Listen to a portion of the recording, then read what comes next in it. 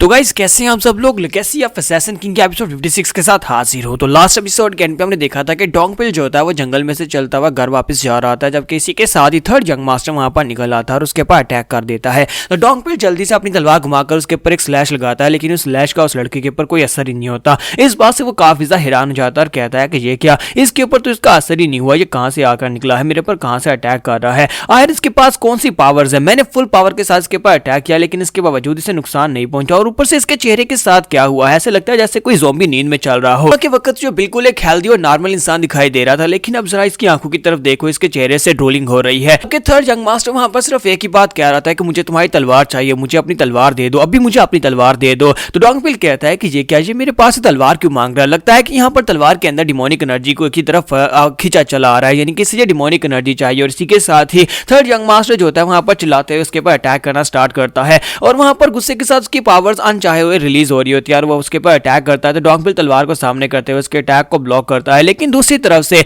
Young master जो होता है वो अपनी एक स्पेशल टेक्निक को यूज कर रहा था, जो कि उनकी फैमिली की स्पेशल टेक्निक होती है, जिसे इनक्रेडिबल स्वर्ड मिस्टिक कार्ड कहते हैं। तो वो एनर्जी के साथ ही अपने हाथ को तलवार की तरह यूज कर सकता है। तो वो यहाँ पर अपनी इसी चीज के अपनी यानी कि हाथ को एनर्जी की शील्ड बनाकर उसके साथ तलवार बनाकर किसी भी चीज को काट सकता है। डोंगपिल को यहाँ पर फाइट करने में काफी ज्यादा दिक्कत हो रही होती है, और इसी के साथ ही थर्ड यंग मास्टर अपनी एक और स्पेशल टेक्निक, जिससे हवा के अंदर ही अपनी एनर्जी के साथ ही कुछ स्पाइक्स बना लेता है और स्पाइक्स को हमारे डोंगपिल के ऊपर फेंकने वाला होता है। लेकिन जैसे वो उन्हें फेंकने वाला होता है, इसी के साथ ही होंगरियन वहां पर पहुंच जाती है, और कैप्टन होंगरियन वहां पर पहुंचने के बाद थर्ड यंग मास्टर को एक पंच मारती है, जिससे वो पीछे गिर जाता है। तो होंगरियन जो होती है वो डोंगपिल से कहती है कि मुझे वैसे अच्छा तो नहीं लगता कि दो लोग मिलकर एक से फाइट करें, लेकिन मुझे लगता है कि तुम्हारे लिए जहां पर मुझे अपने रूल को तोड़ना होगा, हम दोनों मिलकर जहां पर इससे फाइट करते हैं। तो उससे पूछती है येलो टोड, क्या तुम ठीक हो। तो डोंगपिल उसे कहता है कि हाँ मैं ठीक हूं। तो होंगरियन उसे कहती है कि इस लड़के का मसला क्या है, इसकी बॉडी के अंदर से तो बहुत ही पावरफुल डिमोनिक कोरा निकल रहा है, मुझे लगता है कि बहुत ही जल्दी मेरी हालत भी तुम्हारी जैसी होने वाली है, यानी कि दोनों के मुंह से यहाँ पर ब्लड निकल रहा होगा। चलो फिर यहाँ पर फाइटिंग को स्टार्ट करते हैं। इस लड़के की बॉडी इतनी ज्यादा टफ लग रही है जैसे यहाँ पर 10,000 साल पुराना कोल्ड आयरन हो।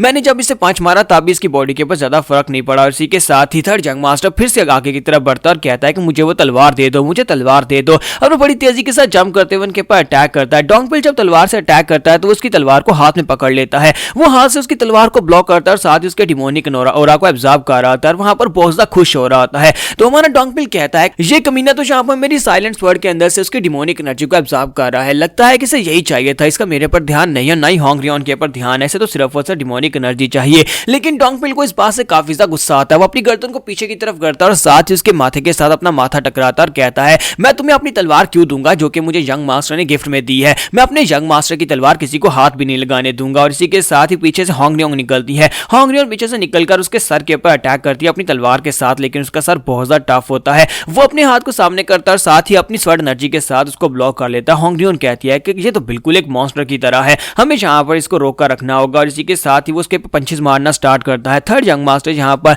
होंगरियन के ऊपर पंचेस मार रहा था, होंगरियन पीछे की तरफ फट रही होती है, और साथ ही वहां पर एक पावरफुल आर्ट को यूज करते हुए उसके ऊपर एक भाले से अटैक करता है, जिससे होंगरियन पीछे की तरफ गिर जाती है। तो हमारा डोंगपिल उसे कहता है कि हमें यहाँ पर इसे फाइट करनी होगी, हमें यहाँ पर इसे तब तक रोका रखना होगा जब तक थर्ड यंग मास्टर यहाँ पर पहुंच नहीं आते। तो कैप्टन होंगरियन उसे कहती है कि लेकिन हम लोग इसे रोककर कब तक रख पाएंगे, क्योंकि इसके पास तो अनलिमिटेड एनर्जी है, इसकी एनर्जी तो खत्म होने का नाम ही नहीं ले रही। और इसी के साथ ही थर्ड यंग मास्टर फिर से वहां पर अपनी एनर्जी को रिलीज करता है और वहां पर फिर से कुछ स्पाइक्स बना लेता है, और स्पाइक्स के साथ जैसे वहां पर अटैक करने लगता है तो हमारा हाजिन वहां पर पहुंच जाता है। हाजिन वहां पर पहुंचने के बाद अपनी स्वर्ड एनर्जी के साथ उसके ऊपर स्लैशेस लगाता है और 2 स्लैशेस के साथ उसे पीछे की तरफ गिरा देता है। हमारा हाजिन वहां पर उतरने के बाद सबसे पहले वहां पर डोंगपिल को ताना देता है और कहता है कि तुम यहाँ पर मेरे बॉडी गार्ड हो, लेकिन कब तक मैं यहाँ पर तुम्हारी जान बचाता रहूंगा। तो डोंगपिल कहता है कि सर अब मैं यहाँ पर और क्या कह सकता हूँ। तो हाजिन कहता है कि अब सीरियसली मत ले लेना, मैं तो बस मजाक कर रहा था। और इसी के साथ ही हमारा हाजिन कहता है कि आखिर इसका मसला क्या, और साथ ही वो अपनी तलवार को वहीं पर छोड़ देता है और कहता है कि मुझे लगता है कि अब इस बंदे को यहाँ पर सबड्यू करने के लिए अपने हाथों को यूज करना पड़ेगा, क्योंकि मैं नहीं चाहता कि ये जान से मरे। और इसी के साथ ही वो उसके ऊपर अटैक करने के लिए आगे बढ़ता है।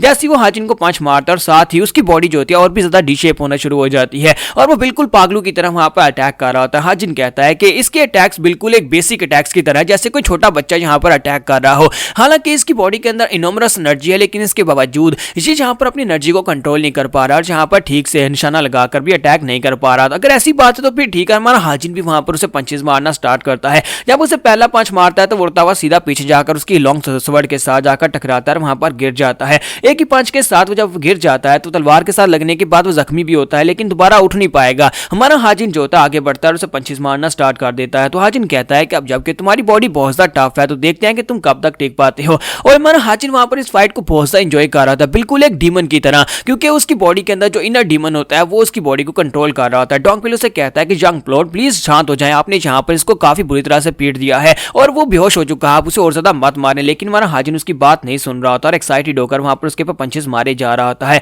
और बाद में एंड के ऊपर जब डोंगपिल उसे किसी तरीके से रोक लेता है तो दिखाते हैं कि उसने थर्ड यंग मास्टर का चेहरा ही सुझा दिया होता है, बेचारे का तो चेहरा नहीं पहचानने हो रहा होता। तुम्हारा हाजिन कहता है कि ये क्या, तुम सभी लोग मेरी तरफ इस तरह से क्यों देख रहे हो। तो मास्टर गू भी वहां पर आ चुके होते हैं और मास्टर गू भी इसकी तरफ ही देख रहे होते हैं। तुम्हारा हाजिन कहता है क्या हो गया, वो मेरे पर अटैक कर रहा था और मैंने उसके ऊपर अटैक कर दिया, क्या मैंने यहाँ पर कुछ ज्यादा अटैक कर दिए। वैसे इसमें ज्यादा अजीब बात तो कुछ भी नहीं है कि मैं वहां पर उसके ऊपर अटैक करते हुए थोड़ा सा हंस रहा था और इस फाइटिंग को एंजॉय कर रहा था, तुम्हें लगता है कि ये अजीब है। मास्टर गू से कहता है कि जरा इसके चेहरे की तरफ देखो, ये स्वर्ड फैमिली का थर्ड यंग मास्टर, तुमने इसका चेहरा बिगाड़ दिया, अगर इसके ऊपर इल्जाम साबित ना हो पाए तो फिर इसका बाप जो है वो हमसे बदला लेगा। तो हाजिन कहता है कोई बात नहीं, मुझे लगता है कि कभी भी ये पहचाना जा सकता है। तो इसी के साथ ही मास्टर गू से कहते हैं कि मैंने तुम्हें कहा था कि फर्स्ट यंग मास्टर को पकड़ना है, तुमने यहाँ पर छोटे को क्यों पकड़ लिया, अब इस सब का इससे क्या ताल्लुक है। तुम्हारा हाजिन उसे कहता है कि तुम्हें जल्दी पता चल जाएगा कि किसका सबसे ताल्लुक है। हाजिन कहता है कि तुम्हें भी ये बात अच्छी तरह से पता है कि ये केस कितना ज्यादा सेंसिटिव है और तुम्हें इस केस में कोई भी सबूत नहीं मिल पाए, और जहां तक कि स्वर्ण मास्टर को भी इस बारे में नहीं पता चला कि उनका बेटा जहां पर ये सारे क्राइम्स कर रहा है, वो जहां पर कितने लोगों की जान ले चुका है, लेकिन अभी तक किसी को कोई सबूत नहीं मिल सका। तो ये काम एक अकेले बंदे का नहीं है बल्कि दो लोगों का काम है। इसी वजह से मैंने जहां पर सस्पेक्ट किया है कि थर्ड यंग मास्टर जो जहां पर उसके लिए एनर्जी गैदर करके लाता है,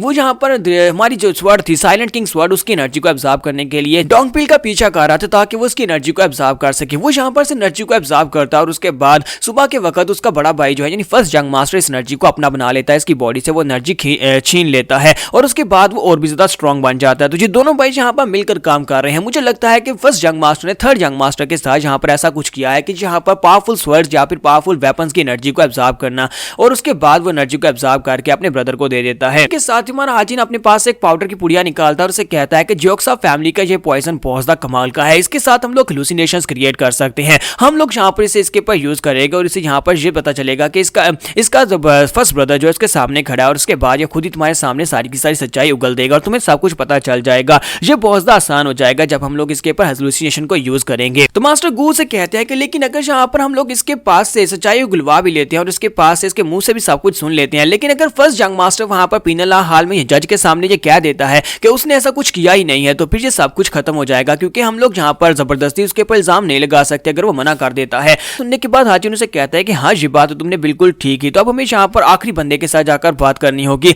आखिरी बंदा जो कि सारे केस को खुद हल करेगा। और इसी के साथ next scene demon sword master का दिखाया जाता है कि डीमन स्वॉर्ड फैमिली के पैट्रियार्च जो होते हैं वो अपने रूम में बैठे होते हैं। तो इसी वक्त हाजिन वहां पर आ जाता है और कहता है कि मैं यहाँ पर तुमसे बात करने के लिए आया हूँ, मुझे लगता है कि तुम्हें यहाँ पर अल्कोहल पीनी चाहिए और तुम यहाँ पर आधी रात के वक्त चाय पी रहे हो, लगता है कि तुम अपनी सेहत का बहुत ज्यादा ख्याल रखते हो। तो मास्टर उसे कहते हैं कि तुम यहाँ पर क्या करने के लिए आए हो, इतनी रात के वक्त तुम्हें मुझसे क्या काम है। तो यहाँ पर हम लोग अपनी एपिसोड 56 का एंड करेंगे और नेक्स्ट एपिसोड में देखेंगे क्या हमारा हाजिन यहाँ पर इस केस को हल कर पाएगा, क्या वो उनके फादर को मना पाएगा कि उसके बेटे यहाँ पर कल्प्रिट्स हैं। एपिसोड की एक्सप्लेनेशन अच्छी लगी हो तो कमेंट करके जरूर बताइएगा, वीडियो को लाइक करना मत भूलिएगा। Thank you.